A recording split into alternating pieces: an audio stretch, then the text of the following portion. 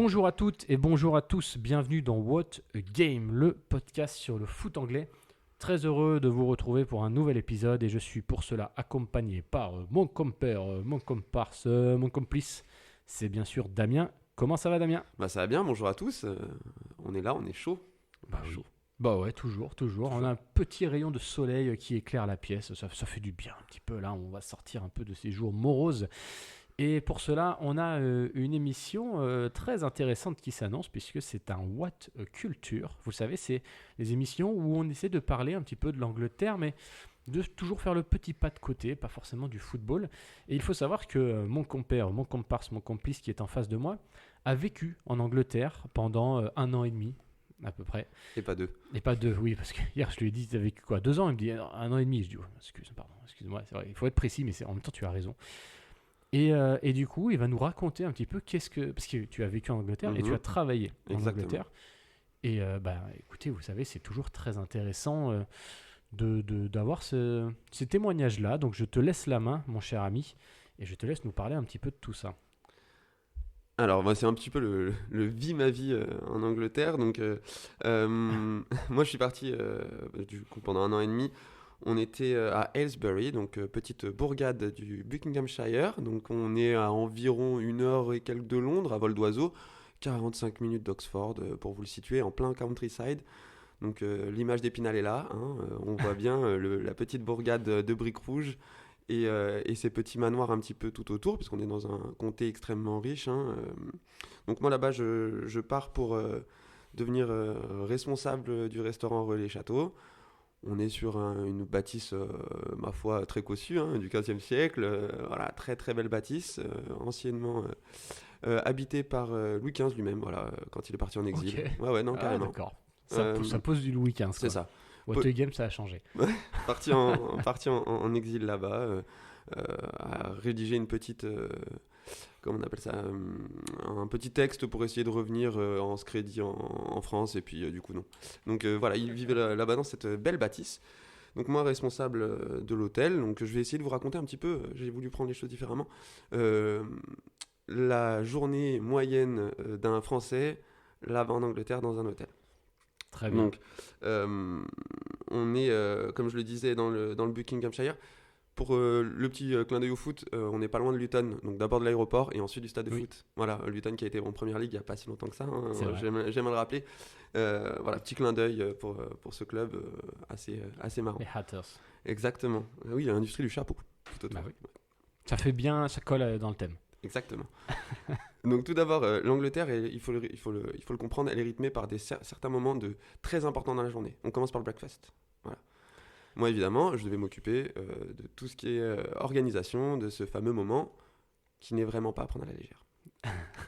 Le breakfast, ça commence évidemment par le thé. On est en Angleterre, je vous le rappelle. Peu de café, beaucoup de thé. Donc déjà, tu nous confirmes que le cliché du thé en Angleterre, c'est pas qu'un cliché, quoi. Ah non, mais comme je le dis, ça vient rythmer la journée d'un Anglais. Étant français et plus méditerranéen qu'anglo-saxon. Méditerranéen sud. Voilà, sud de Méditerranée, c'est vrai que c'est particulier. Mais voilà, donc je tiens à le dire, il n'y a qu'une seule règle en Angleterre sur le breakfast, sur le thé, c'est du Assam Breakfast Tea. Rien d'autre. Sinon, vous êtes un pimpin. Okay. Vraiment, on vous prend pour... Tu prends un Darjeeling, les gens te regardent. Que fait-il ? Incroyable. Un révolutionnaire. Vous voyez un petit peu l'esprit. Et on sait que les révolutionnaires en Angleterre, ça court pas les rues. Ouais, on aime pas trop, ils aiment pas trop ça.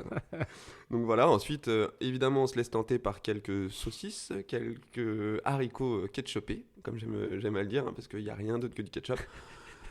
Quelques tomates et portobello mushroom, évidemment. Donc c'est un moment extrêmement important. Dans un hôtel encore plus, on se rend pas compte, mais à partir du moment où le breakfast est en retard, l'hôtel entier est en retard. Donc on ne pouvait pas se permettre ce genre de choses. Donc pour baser un petit peu la structure, on était sur à peu près 100, voire 150 employés, des jardiniers, des femmes de ménage. Et moi, je m'occupais vraiment de mon équipe du restaurant, donc une vingtaine de personnes et je dirais 7 à 8 nationalités. Donc voilà, il faut le penser comme ça. Nous, en France, on a vraiment l'habitude. Les arts de la table font partie de notre quotidien. Oui. En Angleterre, c'est pas le cas. Les Anglais ne travaillent pas en restauration. Ou sinon, c'est parce qu'ils sont en train d'étudier et qu'ils ont quelque chose d'autre à faire.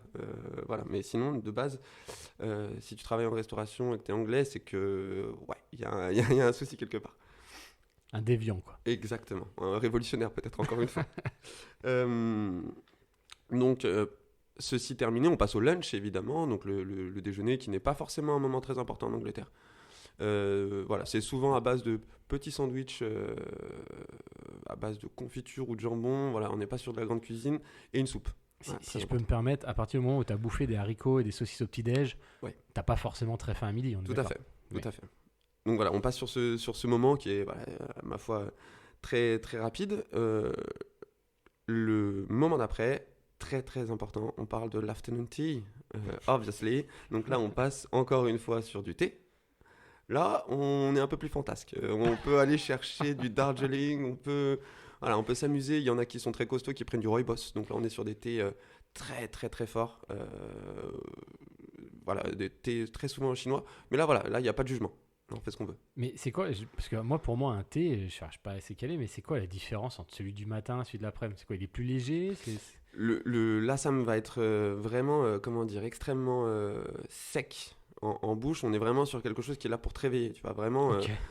un peu comme dans l'esprit du café. Hein. On n'est pas sur de la douceur, on est vraiment Ouais, sur ouais. quelque chose de très marqué.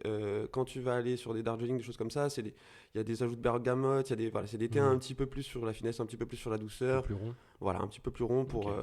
Mais encore une fois, il faut vraiment pas, minimiser. Moi, qui avait quelques collègues anglais en réception Mhm. ou alors à des postes un peu clés de l'hôtel, ils boivent du thé toute la journée.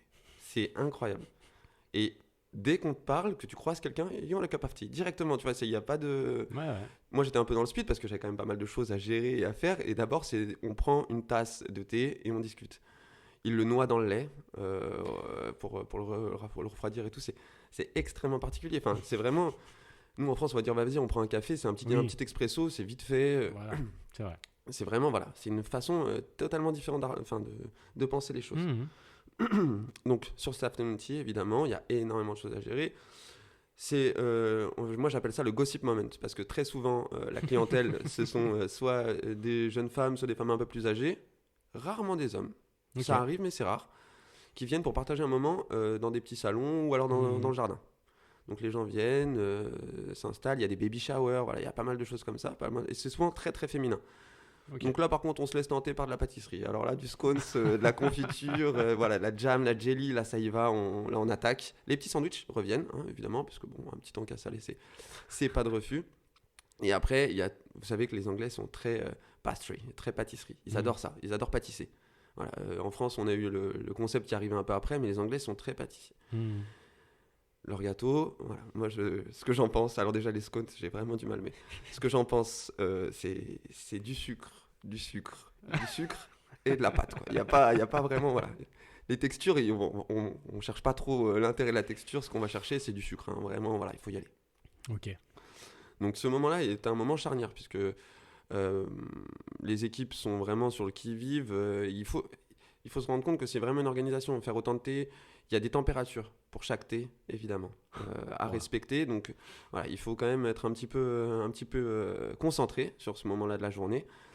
Et bon, moi, souvent, je déléguais un petit peu le travail Enfin, Au sous-fifre? non, Vas-y, non, dis-le. non. Non, du tout, du tout. Non, mais en fait, voilà, évidemment, en tant que responsable, j'avais des managers qui s'occupaient de ça. Enfin, Oui. que je laissais faire. Souvent, je venais, voilà, je regardais, je prenais quelques commandes, je regardais comment ça se passe, mais voilà, très souvent, c'était un petit peu lancé, la machine, une fois qu'elle est lancée, après, voilà. Et je m'occupais surtout du dîner.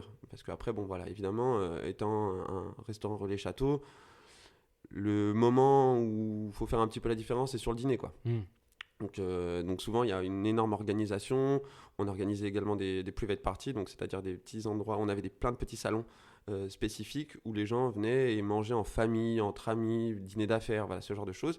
Et la grande salle de restaurant qu'il fallait évidemment préparer. Donc il y a tout le cérémonial à la française, puisque là par contre, ils se sont vraiment inspirés du système français, c'est-à-dire repassage des nappes, voilà, tout le cérémonial est là, typiquement à la française. Donc bon, ça, c'était pas tant un problème, ça se gère bien. Après, sur le dîner, il y a quelque chose que les Anglais n'ont pas forcément dans leur façon de réfléchir, c'est que nous en France on appelle ça le coup de feu, c'est-à-dire le moment où c'est chaud, Ouais. le moment où voilà, il faut y aller, il faut taper dedans. Et toujours dans leur flegme bien britannique, eux, bah, ils prennent un peu ça tranquille, quoi. Le chef te dit, ouais, ça va. Alors que moi, tu vois, j'ai un tableau. Alors ça, c'est incroyable, mais dans la cuisine, tu as un tableau, un board, vraiment comme à l'école, un tableau blanc, avec tes numéros de table, le nom de tes clients, les allergies et leurs préférences. Ok. Donc moi, tous les jours, je dois, sur toute la journée, essayer de le faire au mieux. Ouais. Mais le soir, c'est évidemment le plus important. Les allergies, en Angleterre, faut être prêt. Faut être prêt. Moi, ça m'a vraiment mis le pli. Pour ça que maintenant, dans ma carrière, je fais attention à ça. Mais en Angleterre, les gens sont allergiques absolument à tout. À tout. Tout. C'est incroyable. Ils te le demandent bien au resto. Hein. C'est toujours les allergies et tout ça. Tout d'abord. C'est vrai que pour ça, ouais. C'est la première chose qu'on demande. Après, encore une fois, nous, Français, on ne se rend pas compte. Mais les cuissons. Sur les viandes, il n'y a pas de cuisson. Enfin... Oui. On va pas en plus essayer de manger de la meilleure des manières. Hein. On va manger bien cuit. Voilà. Le canard, le bœuf. Voilà. Il n'y a pas de demande de cuisson, il n'y a pas de saignant. Voilà. C'est du medium rare directement, c'est-à-dire bien à point. Voilà. Au minimum. Et si on peut faire semelle, voilà, on n'hésite pas. Hein. On n'hésite pas. Dans un manoir, hein, on précise. Hein, on ne parle pas d'une gargote. Non, on ne parle pas du petit pub ou de la taverne. Voilà. Là, il n'y a aucune question. C'est comme ça que ça se passe. Donc voilà, ça c'est à peu près, on va dire, ma journée type. Évidemment, je finis à 22h. Des fois tu commences à 4h du matin, tu commences à en avoir un tout petit peu marre. Et il faut, avant de partir, évidemment, s'occuper des room service. Parce qu'il faut que certains clients de l'hôtel, évidemment, puissent avoir accès au room service s'ils le veulent. Parce qu'on a eu quand même quelques guests qui sont passés par-ci par-là. Donc il y a quelques demandes spécifiques, encore une fois qu'on a en amont. Et voilà, qu'on laisse à l'équipe du soir. Parce qu'il y a évidemment deux night porters et 2 ou 3 personnes qui s'occupent du room service quand on part. Donc ça, c'est ma journée type au travail. Ok. Je comptais ensuite parler de ma journée type, évidemment, lorsqu'on est off. Parce que ça arrive quand même. Il faut savoir qu'en Angleterre, les jours off, c'est pas toutes les semaines, c'est pas tout le temps consécutif. C'est vraiment, il faut être prêt à vivre dangereusement, dirons-nous. C'est-à-dire que des fois, pendant 9, 10, 12 jours, tu vas travailler d'affilée. Dans la restauration, je précise. Oui. Quelqu'un qui travaille dans un bureau, il va faire son lundi, vendredi. Pas forcément. Pas forcément. Ah ouais. Parce qu'en Angleterre, on sait qu'il y a une souplesse du travail. Les lois du travail ne sont absolument pas les mêmes. Ok. Donc ça peut arriver que même dans un bureau, on te fasse travailler 7 jours d'affilée. Ok. Et puis tu récupères par la suite. Ok. Voilà. Ça arrive aussi. C'est vraiment tout milieu confondu. En fait, c'est aussi pour ça qu'ils embauchent énormément. Et c'est pour ça qu'ils embauchent énormément d'étrangers également. C'est parce qu'il y a une sorte de flexibilité du travail. Si tu veux travailler plus, tu travailleras plus. Ok. D'accord. Et si tu veux travailler moins, tu travailleras plus quand même. Parce qu'on sait où te trouver. D'accord. Donc voilà, ma journée typique off, c'est un réveil, un café, évidemment. Hein. Moi, je suis très peu thé, même si j'ai suivi des cours, quand même. Pour le thé, j'ai eu 1 semaine de formation à Londres sur le thé. C'était très intéressant. J'en avais un peu marre à la fin, mais c'était très intéressant. Ah, mais normal. Si tu dis ça a une telle importance. Oui, réellement. Donc pour nous Méditerranéens, parce que voilà, je partageais mon logement avec Portugais et Italiens, donc trop bien, vraiment, bon esprit bien méditerranéen. Je m'en souviens. Voilà.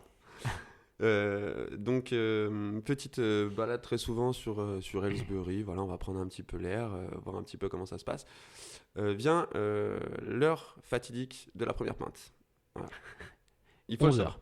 Il faut le savoir, en Angleterre, à un moment donné, on se fait happer. Alors soit on est un peu comme moi, un peu foufou et dès midi 13h on peut se laisser tenter au pub avec un petit burger, ou alors on attend 15h. Mais il faut savoir que les Anglais commencent à boire très tôt. Oui. Vous faites Londres, la City, à 17h, les pubs, vous n'y rentrez pas, c'est trop plein.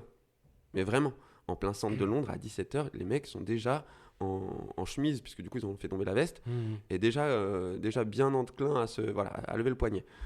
Donc on est voilà, sur une journée assez classique, un petit peu de sport quand même dans la journée, j'ai essayé au maximum, voilà, quand même, de me vider un peu la tête comme je pouvais. Et puis le soir, match, voilà, parce que très souvent, c'est très simple, soit le pub, soit la maison, on arrivait quand même à trouver, donc énormément de matchs. C'est vrai que j'en ai énormément vu à la télé, énormément vu au pub, quelques-uns en direct, quand même. Je me suis un peu déplacé dans les stades, mais voilà, dès que je pouvais, dès que j'étais off et que c'était soit un soir de semaine qu'il y avait match, c'était le pub. Un truc assez incroyable, c'est que en France, on va dans un pub tout seul, on est catégorisé, on est jugé. En Angleterre, ça dure 10 minutes et il y a forcément quelqu'un qui va venir vous parler. Et ça, c'est vrai que c'est super intéressant. Enfin, c'est super agréable en tout cas. D'où tu viens, que fais-tu, qui supportes-tu? Souvent, c'est cet ordre-là de questions. What's your club? Exactement. Donc ouais, non, très.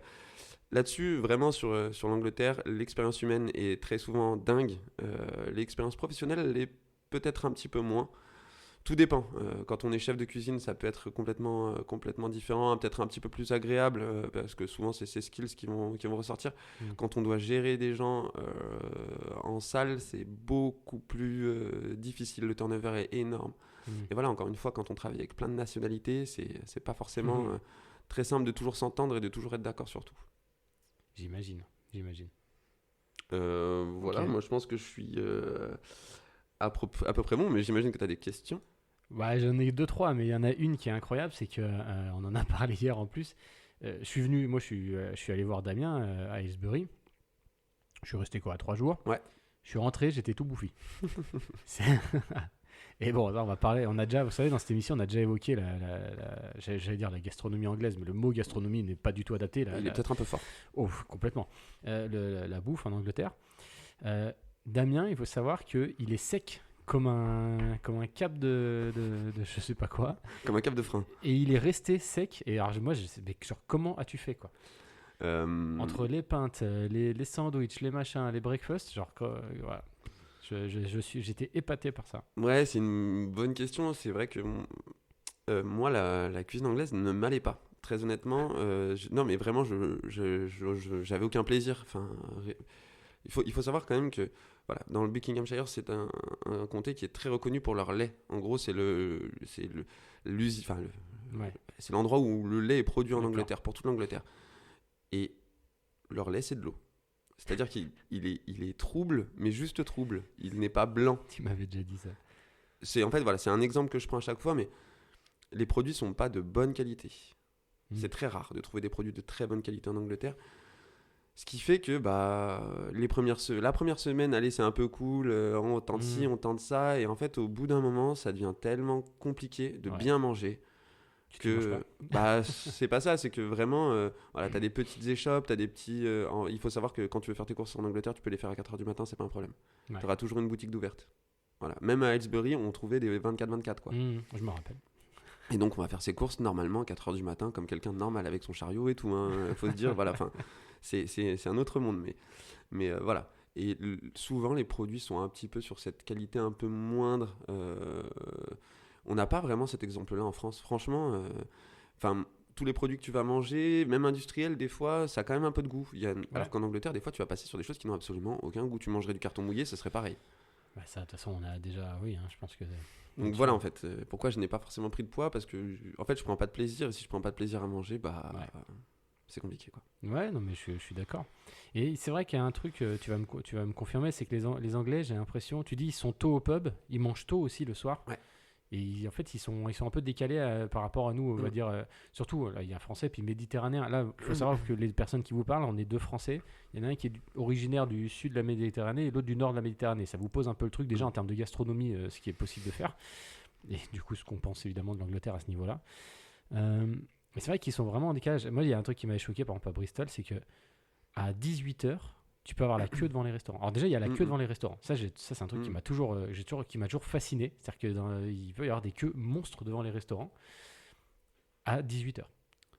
En fait, très souvent, voilà, c'est l'heure de la bière est à 17h30.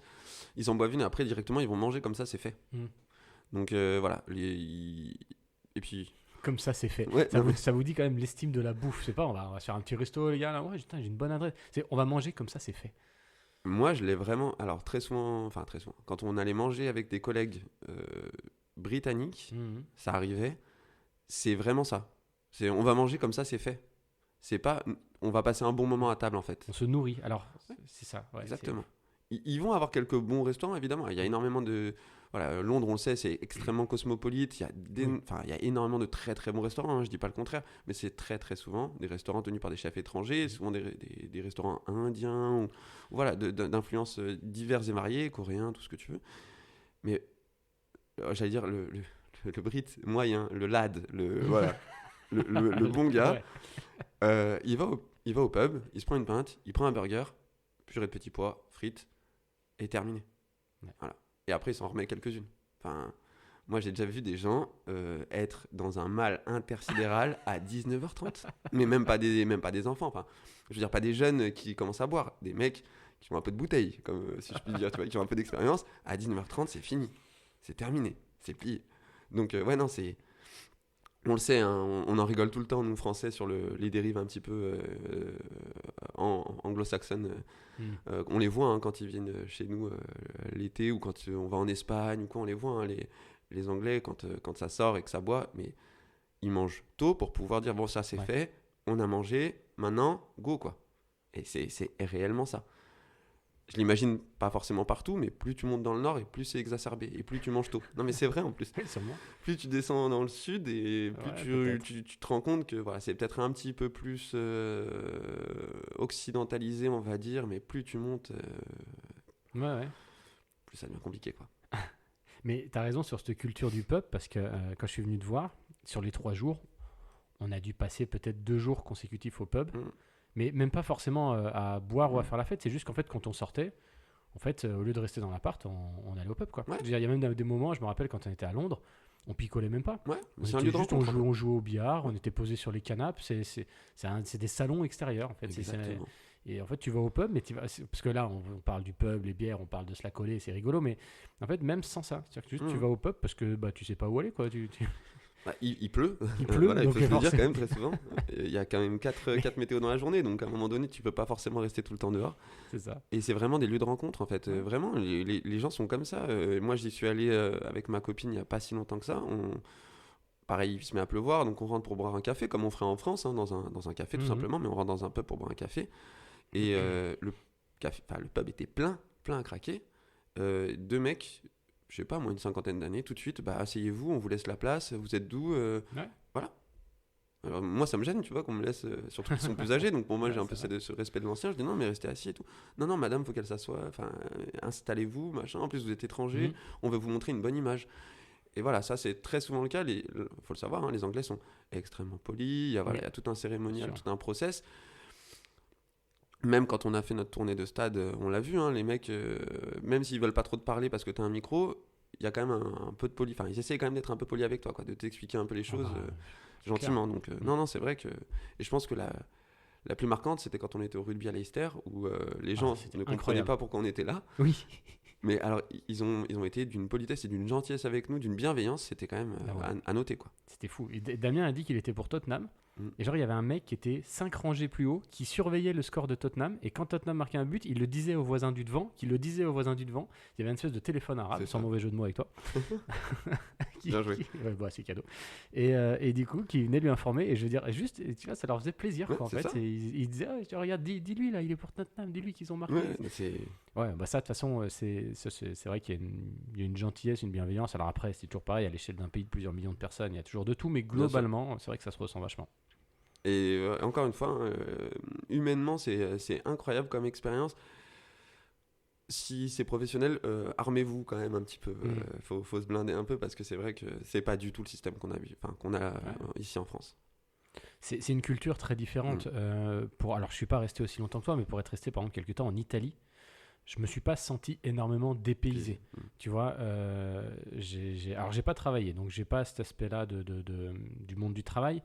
Mais globalement, j'ai trouvé qu'il y a certains codes qui sont différents. Évidemment, c'est pas la France, mais franchement, je me suis pas senti. Je veux dire, on avait des groupes de potes, on jouait dans un club de foot. Enfin, il y avait quand même une vie sociale. Et je me suis jamais senti en décalage complet. C'était plus des petites choses. Alors que je pense qu'en Angleterre, on est quand même culturellement sur quelque chose de très différent. Tout à fait. C'est pas le jour et la nuit, mais quand même, on se rend compte et on sait à quel point les Français sont recherchés justement pour cet attrait qu'on a des arts de la table, cette façon-là qu'on a de travailler. Évidemment qu'on est recherché. Les profils, ils en ont besoin.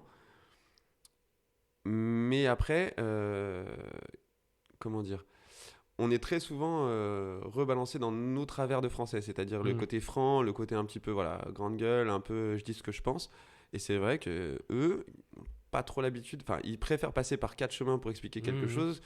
le côté très direct, très droit, ça leur fait un petit peu défaut, et puis c'est quelque chose dont ils n'ont pas l'habitude, donc ils le voient très, très, très mal. Ah oui, il y a une chose que j'ai pas précisée. Bon, évidemment, il y avait beaucoup de Français dans l'hôtel, là où on travaillait. Sur le lieu de travail, on n'a pas le droit de parler de notre langue commune.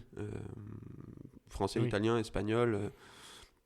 En fait, pour éviter justement de créer des clans, et deux, qu'on ait l'impression qu'on puisse parler de toi en mal. Tu vois ce que je veux dire? Si tu es anglais que tu ne comprends pas, qu'on se met à rigoler en français.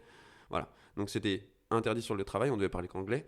Donc ça aussi, petite règle un petit peu compliquée, parce que quand on est entre Français, des fois, typiquement à la cafette, on rigole, et non, en fait. On te le fait bien comprendre, on vient bien te voir pour dire, les gars, juste English only, voilà, vraiment. Ouais. Donc c'était des petites choses. Moi, j'ai eu énormément de turnover sur les Français, parce que c'est très difficile de s'adapter étant Français. Soit il faut avoir un plan bien défini en tête, et c'est-à-dire s'y tenir, ou alors sinon, si on est un petit peu on fait quelques mois et on s'en va. Réellement, c'est deux philosophies.